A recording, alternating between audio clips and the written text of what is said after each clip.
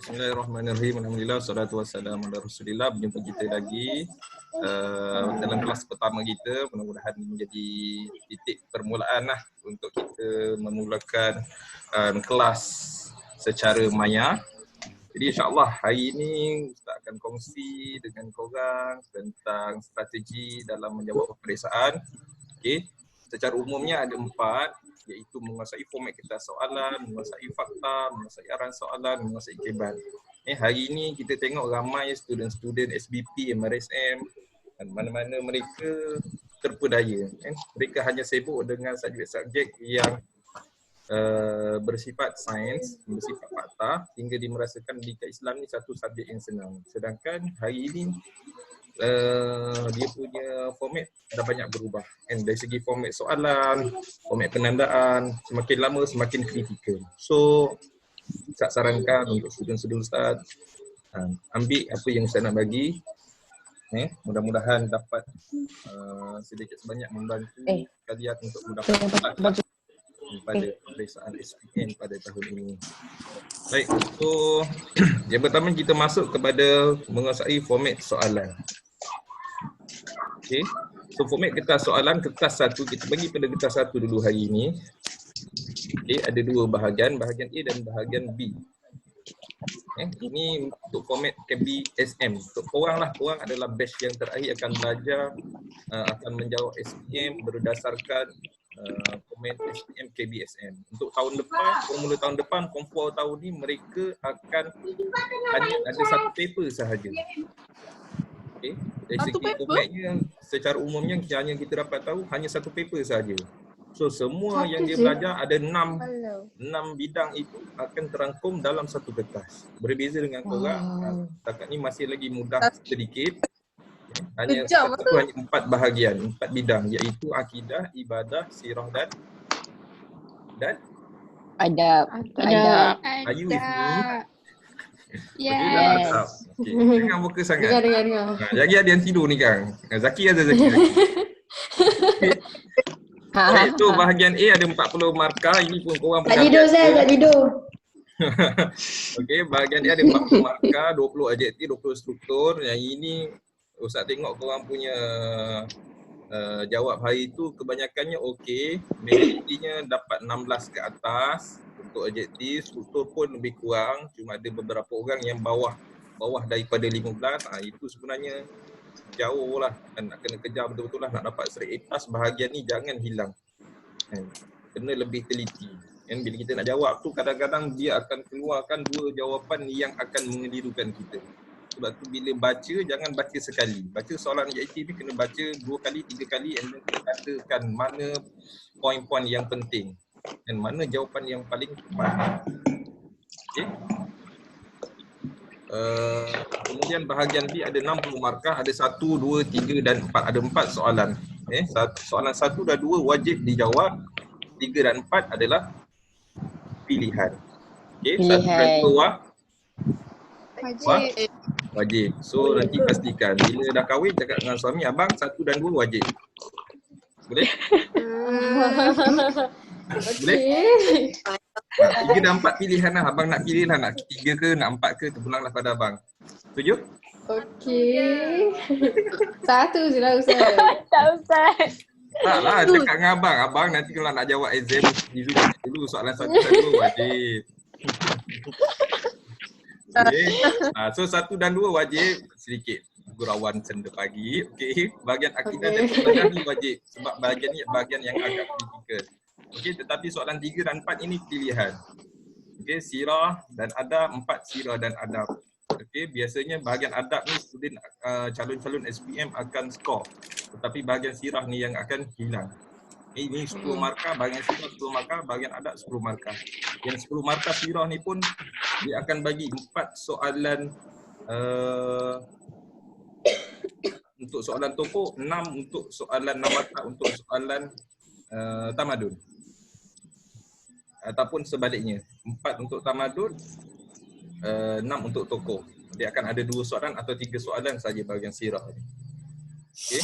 Sebab tu dia minta kita pilih. Sebab tu nanti Ustaz akan ajar bagaimana nak memilih untuk bahagian soalan 3 dan 4 ni. Ini nanti kita akan bagi pada sesi akan datang. Okey, cumanya nak kata kita kena pilih salah satu, jangan jawab dua-dua. Dan ramai calon terpedaya ada hari ni sebahagian mungkin guru-gurunya yang mengajarnya mungkin tidak menganda kertas, dia tak tahu bagaimana seorang pemeriksa nak semak kertas calon. Bayangkan setiap pemeriksa itu akan dapat lebih kurang 200 skrip, nak tanda lebih kurang dalam masa 2 minggu ke 3 minggu. Dan dalam keadaan waktu cuti, bayangkanlah dalam nak menghadap isteri, nak menghadap anak, nak menghadap rumah tangga, dalam waktu cuti, ada nak pergi bercuti, ada anak nak kerja. Macam ni lah, tengoklah tadi berapa banyak iklan kita kan. Jadi kena pilih, tak boleh jawab kedua-dua. Soalan 3 dan 4 tu tak boleh jawab dua-dua. Kalau kita jawab dua-dua, maknanya kita memilih jalan untuk menyusahkan pemeriksa. Bila psikologi ni kita susahkan orang akan stres dan mungkin orang tu akan lebih strict lah dengan kita. Itu bahayanya. Okay, kalau seorang, 2 orang calon jawab tak apa, tapi kalau dah satu sekolah 100 lebih semua jawab 3 dan 4, bayangkan. Waktu tu sangat panjang tu diambil. Baik. Ini yang paling penting. bagi kita lah sebenarnya. Iaitu ada untuk jawapan, ada soalan yang respon terhad, ada soalan yang respon tidak terhad. Respon terhad ni memang baguslah. A, B, C, D ataupun isi tempat kosong. Isi tempat kosong ini masuk dalam bahagian A. Objektif isi tempat kosong bahagian A. Nampak macam mudah tetapi sebenarnya inilah perangkap kita. Dan dia akan memperangkap calon. Maknanya kalau calon jawab, memang terpaksa jawab satu je. Kalau satu tu salah, automatik salah. Tapi sebenarnya dalam peperiksaan ini, penggubal soalan dulu, orang yang membuat dasar bagaimana nak gubal soalan SPM, dia memikirkan bagaimana untuk calon yang berada di sekolah harian. Dia tak fikir hanya untuk student SPP je, fikir untuk student harian. Bagaimana nak bantu untuk student harian? Di samping itu, student SPP pun sebenarnya, student MRSM pun tidak terkecuali. Untuk membantu mereka dapat A+. Ni ada budak kecil lagi seorang iklan kita. Ni namanya Mumi. Tu kakak. Hai kakak. Hai.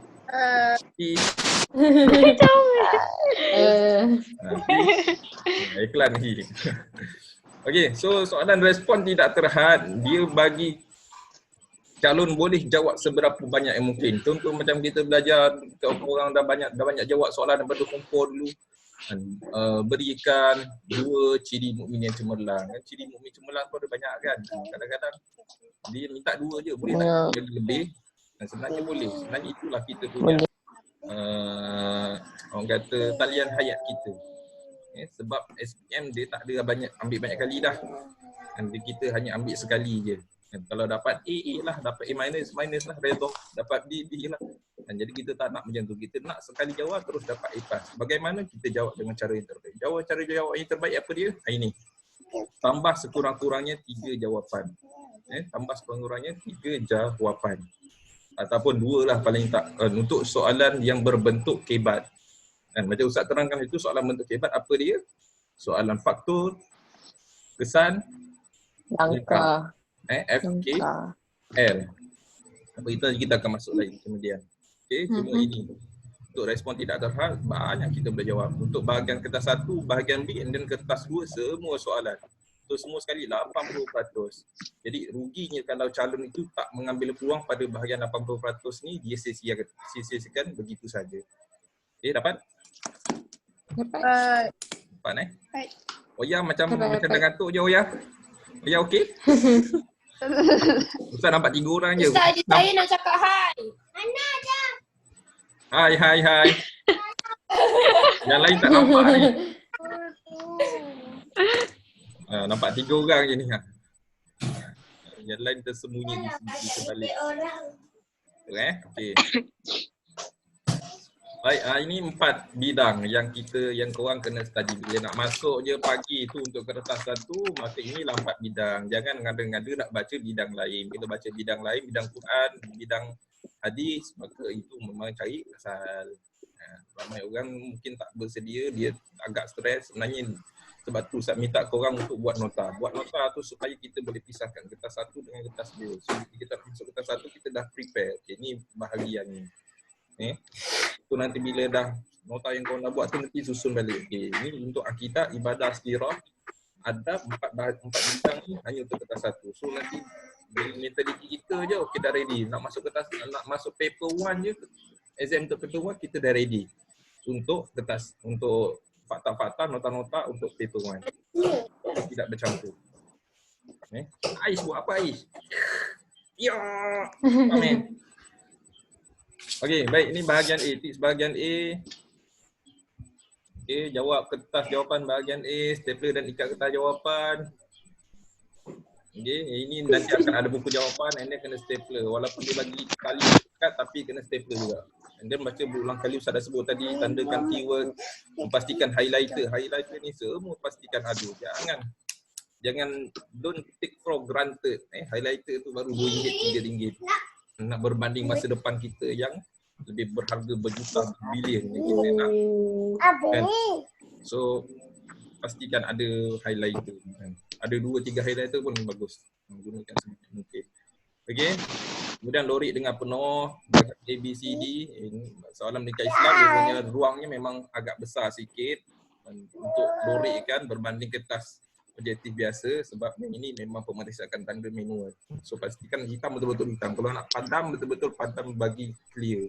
Jangan ada sama-sama. Walaupun kita agak sama-sama tapi kena pilih satu jawapan yang solid untuk kita jadikan sebagai jawapan.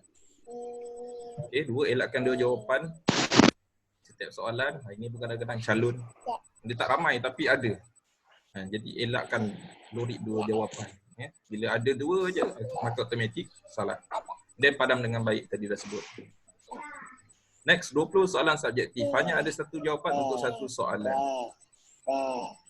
Okey, tak boleh jawab 2. Ini pun ada sebahagian calon pun kadang-kadang dia keliru. Jawapan ni boleh terima tak? Jawapan ni boleh terima tak? Tak apalah, masukkanlah 2-2. Dia masukkan 2-2. Bila masuk 2-2, salah satu jawapan betul. Walaupun ada salah satu jawapan betul, maka tetap dikira salah. Okey. So jawapannya pendek je. Cari jawapan dia. Next, inilah dia. Ini yang korang biasa jumpa lah dalam kertas. Setiap kali nak jawab nikah Islam, ini yang biasalah common. Okay, yang ini biasanya ada dalam kertas soalan. Nanti bila korang jawab dalam exam, ini kan ada kertas soalan di belakang sekali, and then korang kena koyakkan pada kertas soalan tu untuk di staplerkan dengan buku jawapan, untuk diikatkan dengan buku jawapan. Biasa korang dapat sekeping kan, nanti dalam peperiksaan dia akan sekali dalam kertas soalan. So di kertas soalan di belakang sekali. So kena koyakkan, elok and then staplerkan. Ini kadang-kadang tertanggal ni bila dia ikat, kadang-kadang ikatnya ikat bukan ikat mati. Tu pun nanya juga, kadang-kadang ikat mati tapi lepas juga berlaku. Saya dulu pernah menanda kertas satu memang berlaku. Hilang. Jenuh nak mencari. Rupanya ada keselipan di tengah. Alright. Bahagian B. Ni pun penting juga. Macam kita sebut tadi, Ustaz sebut tadi 1 dan 2 wajib dijawab. 3 dan 4 pilihan. Nak pilih ni, nak pilih mana? Soalan untuk bahagian adab memang kita confirm kita boleh skor, tapi masalah bahagian sirah banyak nak kena hafal fakta ni. Kalau tak betul-betul maka kita tak boleh dapat markah penuh. Sebab tu kena ready dengan tajuk-tajuk. Nanti Ustaz akan bagi tips bagaimana nak pilih untuk soalan sirah ni. Don't worry. Okay, next, mulakan jawapan dengan clue jawapan. Ini biasa. Kalau clue jawapan tu kena mulakanlah bagaimana kalau dia minta faktor mukmin cemerlang, ciri-ciri mukmin cemerlang, kesan mukmin cemerlang, kena clearkan. Kalau dia minta 2 lah, sebut 2 ciri mukmin cemerlang. Kalau minta 3 ciri mukmin cemerlang. Kena clearkan clue jawapan tu.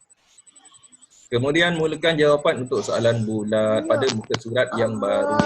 Ini tak rasa 90% korang buat silap yang ni. Walaupun nampak ada beberapa orang yang cuba untuk buat, contohnya macam Oya pun ada buat itu. Nampak dia macam okey lah, macam nak follow tapi sebenarnya di tengah-tengahnya tak follow juga.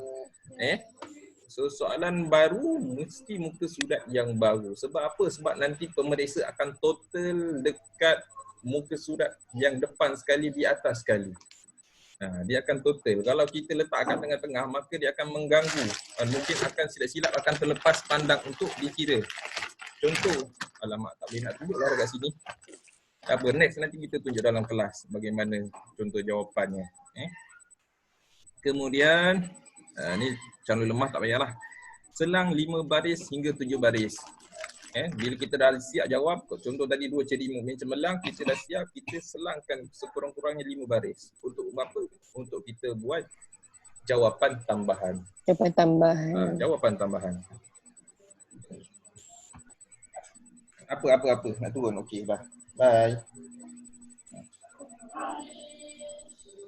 Okay, jawapan tambahan. Jawapan tambahan ni bila nak buat? Nanti kita akan tengok. Kemudian tambahkan sekurang-kurangnya 2 jawapan tambahan. Ini paling common ni. Yang paling rendah ni. Okey. Next, ini dia. Ini tips untuk pemilihan tajuk bahagian sirah. Tadi Ustaz dah sebut tadi. Okay, kita tengok kebiasaannya dia tak lari. Soalan nombor 3 dia akan pergi tamadun tingkatan 4. Tokohnya tingkatan 5. Kemudian untuk soalan 4 pula dia cross. Tengok. Tamadun tingkatan 5, tokoh tingkatan 4. Nampak? Nampak? Okey, ini analisis. 2019 Ustaz tak masukkan lagi, belum sempat nak analisis lagi. Okey, kita tengok. Okey. Bila dah nampak yang ini dia senang. Kita tengok dulu soalan nombor 3. Katalah kita nak prefer soalan nombor 3. Kita lebih suka untuk tamadun tingkatan 4. Tamadun tingkatan 4 ada 2 tamadun, iaitu tamadun kerajaan Bani Umayyah dengan kerajaan Khulafa' Rashidin. Dia akan pusing antara dua. Kita tengok 2018 Bani Umayyah, 2017 Khulafa' Rashidin, 2016 Umayyah, 2019 Khulafa' Rashidin balik. Cumanya ni pecahan dia dalam tu. Pecahan dia dalam tu. Kita tengok, kalau tengok bawah ni Ustaz dah pecahkan pengenalan ringkas, cara pemilihan, kepimpinan, sistem pentadbiran, sumbangan dan jasa, ekonomi, kegemilangan dan kejatuhan. Bagaimana dipecahkan? Tengok. Yang pertama, Khulafa' Rashidin masuk kepimpinan. Dia masuk yang ketiga. Kemudian 2016 dia tak ambil Khulafa' Rashidin balik, ambil Umayyah pula. Ekonomi, kegemilangan, kejatuhan. Ada 3 soalan masa tu. Okey. Kemudian Khulafa' Rashidin, dia masuk pula sistem pentadbiran. Dia masuk Khulafa' Rashidin balik tapi tak ambil kepimpinan, dia ambil sistem pentadbiran. Okey, kemudian tahun selepasnya ambil Bani Umayyah pula. Masuk pula ketenteraan. Kalau sebelum tu Umayyah ambil ekonomi. Okey, nampak? Do you see? Nampak. Then, okey, bermakna katalah dia tak berulang dia tak berulang. So nampak kat situ kalau 2019 saya tu masuk kerajaan Khulafa' Rashidin. So tahun ni akan masuk kerajaan Bani Umayyah. Bani Umayyah, and then dia takkan masuk ketenteraan, dia takkan masuk sistem ekonomi. Dia akan masuk pecahan yang lain. Itu dia punya formula dia lah, rumus dia yang paling mudah untuk kita faham. So kita tak payah hafal semua tajuk, tak payah nak ingat dengan betul-betul semua tajuk. Kita akan teliti untuk tajuk-tajuk yang ini saja. Mungkin akan keluar objektif untuk soalan objektif, tetapi untuk soalan subjektif bahagian 2 ni memang akan solid dengan yang ini. Dia akan hanya ada 2 soalan, 3 soalan je. So rugilah kalau kita tak hafal betul-betul. Jadi ini dia punya keputusan. Tengok pula untuk tamadun, Form 5 katalah kita nak pilih tamadun Form 5. Form 5 hanya ada 1 tamadun, iaitu Abbasiyah. Okay. Tengok tamadun Abbasiyah 2015 dia pergi pada penyebaran Islam. 2016 pergi pada pendidikan. 2017 pergi faktor kejatuhan.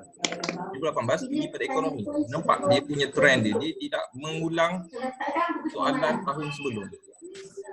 Dia akan pergi kepada pecahan-pecahan yang lain. Kalau tengok dekat bawah ni Abbasiyah, Ustaz dah pecahkan penyebaran Islam, pendidikan, sains teknologi, ekonomi, ketenteraan, kegemilangan. Yang ini lebih clear lah. Kalau kerajaan Bani Abbasiyah ni lebih clear sebab dia dah pecahkan itu satu topik yang korang belajar itu kan, kita dah pecah penyebaran Islam dah masuk, pendidikan dah masuk, sains teknologi dah masuk. Okey. Kalau Kerajaan Bani Umayyah, Ustaz lupa nak masuk sini. Bani Umayyah, dia tak pecahkan secara spesifik ini.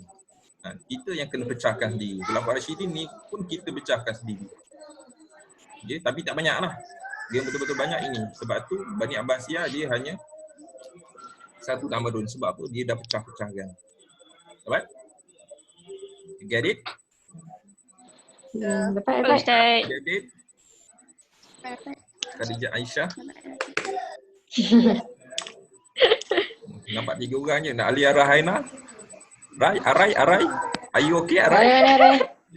Arai. Gerak dah tu.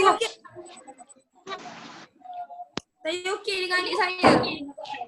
Okay, next. Untuk tokoh pula. Kita tokoh kata tadi mula-mula kita pilih soalan 3. Kita masuk tokoh Ibn Sina. Tengok bagaimana kita tengok daripada trend daripada 2015. Okay, dia mula dengan Syekh Muhammad Abdul, kemudian kita ada Hamka, masuk Syekh Tahir Jalaluddin, masuk Ibn Sina, baru ada 4 tokoh. Tahun lepas keluar siapa tak ingat lah. Okay, trend dia tidak mengulang balik soalan tahun sebelum. Dia tidak mengulang soalan tahun sebelum. So, kemungkinan katalah hari itu masuk, kalau tak silap, tingkatan 5 siapa lah. Kena tengok balik. Okay. Dia tidak mengulang. Sama juga dengan tokoh Form 4. Bagaimana daripada 2015 Imam Syafi'i, Imam Al-Ghazali, Imam Abu Hanifah, Imam Malik. So kita semua ada 6 tokoh tingkatan 4, 6 tokoh tingkatan 5. Okay, right? So pilihlah sahaja. Okay, yang tokoh-tokoh untuk yang terdekat ni tak payah pilih lah. Contoh kita pilih, kita lebih prefer tokoh untuk tingkatan 5. Okay, so Ibn Sina, Syekh Tahir awal-awal dah ejek lah. Kita tak payah hafal. Kita ambil 3 tokoh yang sebelum. Contoh Hamka, Syekh Muhammad Abdul, Syekh Tahir Jalaluddin. Dengan seorang lagi siapa? Afghani. Jalaluddin. Tahir Jalaluddin. Jamaluddin Al-Afghani. Jamaluddin Al-Afghani. Yang Syed tak tahu lagi. Syed Safda. Okay, so daripada 6 tokoh hanya pilih 3 tokoh. Banyak ke sikit? Sikit lah. Banyak ke sikit aku tanya aku jawab. Sikit. Sikit. Daripada 12 tokoh. 12 tokoh. Semua Form 4, Form 5 kita tinggal 6. Daripada 6 tak kata pilih 3 saja. Pilih 3 yang terkebelakang. 3 yang ke depan ni tak payah dah tolak juga, reject. Hanya ambil 3 tokoh yang terkebelakang. So sangat-sangat mudah. Sama juga dengan tokoh Form 4. Imam Malik, Imam Abu Hanifah, Imam Al-Ghazali, Imam Syafi'i. Okay. Dapat? Dapat. So nanti kita akan lebih prefer, kita akan lebih detailkan dalam kelas lah nanti. Dan untuk dia punya pendetailan bagaimana kita, mana tokoh yang nak kena hafal, tamadun yang nak kena hafal, yang mungkin akan keluar. Next. Ada soalan?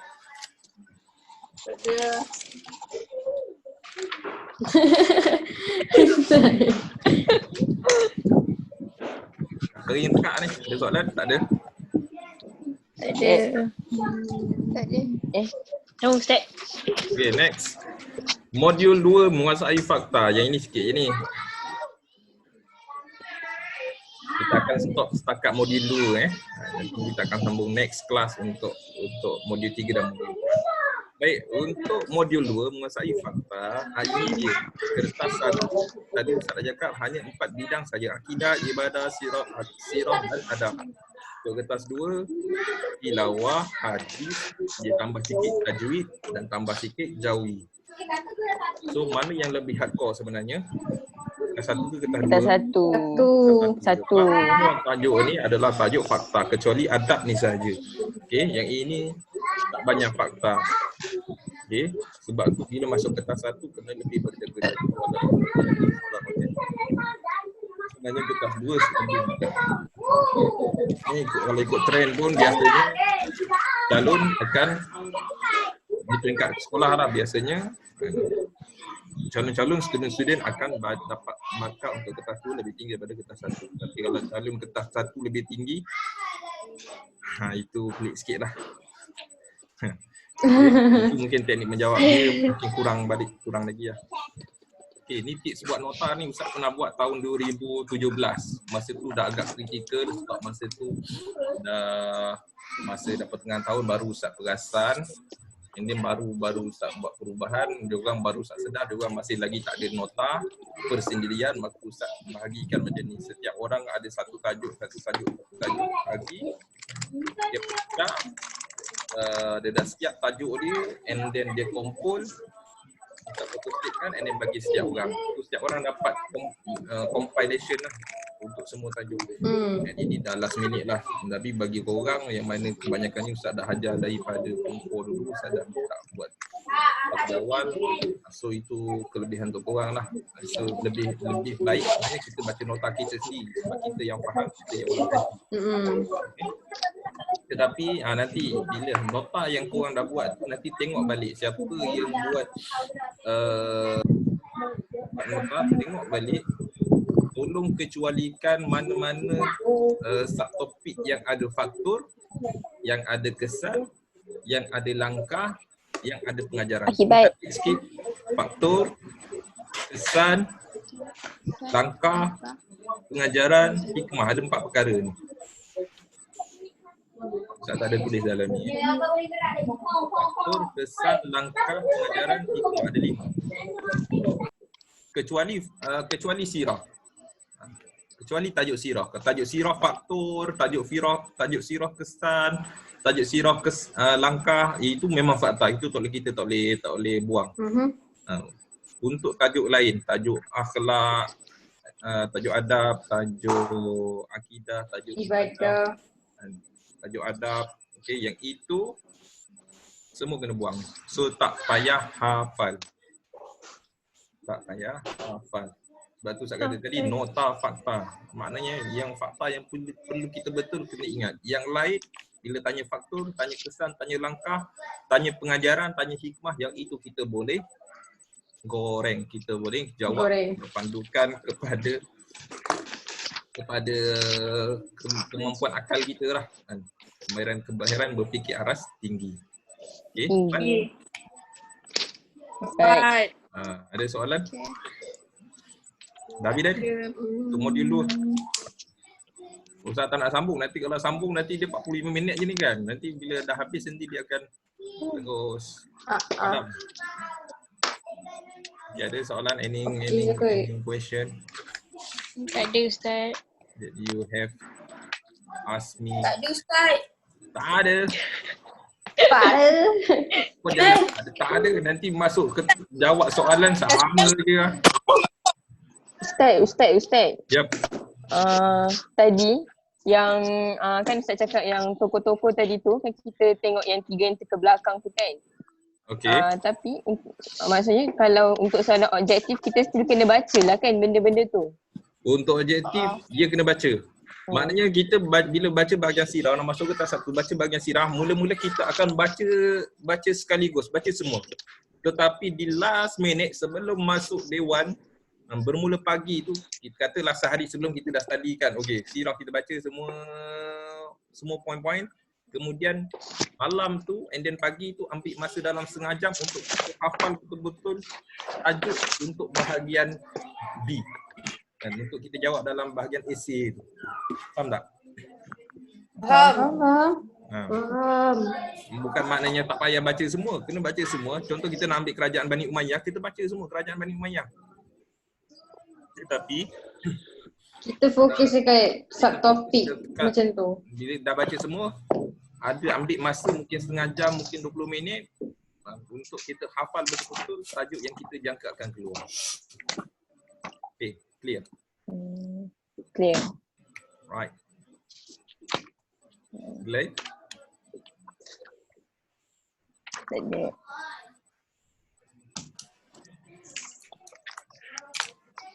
Okey, katalah kita kecualikan. Cuba korang senaraikan balik. Boleh ingat tak tajuk-tajuk yang korang belajar? Ada kudu jukai. Tu ada buku nota tu, rujukan tu.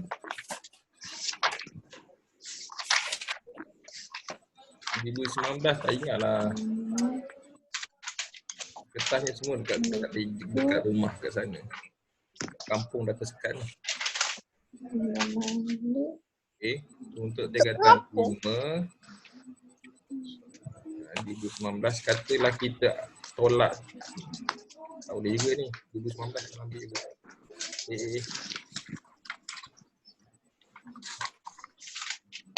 Kalau nak lebih prefer, okey, maknanya kita dah Ibn Sina, Syekh Tahir ni dah boleh tolak siap-siap. Maknanya kita ambil lagi 4 tokoh. Katalah 2019 kita tak tahu apa soalan apa yang keluar, tokoh apa yang keluar. So kita ambil 4 tokoh setakat ni. Hamka, Syekh Muhammad Abduh, Ibnu Khaldun. Jamaluddin Al-Afghani, satu lagi Ibnu Khaldun. Ibnu Khaldun. Ya, Ibnu Khaldun. So 4 tokoh. Daripada 12 ambil 4 tokoh setakat ni. Maknanya nanti kalau kita dah dapat soalan 2019, dah tahu tokoh 2019, tu ambil 3 saja. So setakat ni ada 4 tokoh. Jadi Syekh Muhammad Abduh, Syekh Jamaluddin Al-Afghani, Hamka, Syekh Muhammad Abduh, Syekh Muhammad Abduh, Ibnu Ibnu Khaldun. dengan Khaldun. Ibnu Khaldun. So 4 tokoh. Kalau form 4 pula, Imam Malik dengan Imam Abu Hanifah dah tolak awal-awal. Okay, termasuklah tokoh form 5. Kalau kita ambil tokoh form 4, tokoh form 5 tu awal dah reject lah. Kemudian kita ambil Imam Malik reject, Imam Abu Hanifah reject, tinggal ambil Imam Al-Ghazali, Imam Syafi'i, lagi Imam Bukhari. Imam Bukhari dengan satu lagi Imam Ahmad. Imam Ahmad bin Hanbal. Imam Ahmad bin Hanbal, mazhab Hanbali ni. So ada 4 tokoh. Daripada 12, 4 tokoh. Tapi kalau ada soalan 2019 tu kita dah dapat, okey. So tokoh 2019 pun Ada 6. siap-siap. Dapat? 4. Alright. Any else?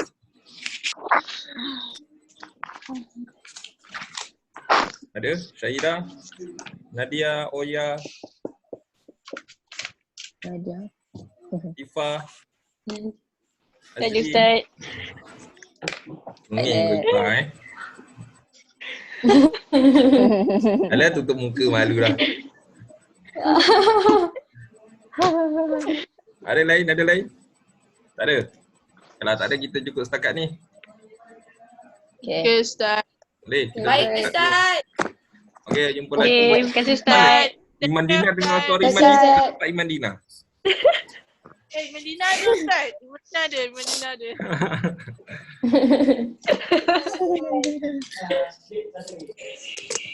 Okay, so jumpa lagi. Selamat berehat, selamat ulang kaji, selamat buat tugasan. Nanti pun saya akan tambah tugasan lagi. Nanti Okay, boleh Ustaz. kita tengok balik dekat Okay, Google Ustaz. Classroom. Petang ni atau Okay, malam Ustaz. ni tunjukkan. Okay, so selamat bercuti, Okay. selamat ulang kaji. Koreansya, straight A+, InsyaAllah. number 1 in Malaysia. Amin. InsyaAllah kita besar lagi rekod untuk tahun 2020. Okay? Ustaz jaga diri, Ustaz. Warahmatullahi wabarakatuh. Ustaz jaga diri corona ni Ustaz. Salam. Okay, bye Ustaz. Bye. Bye.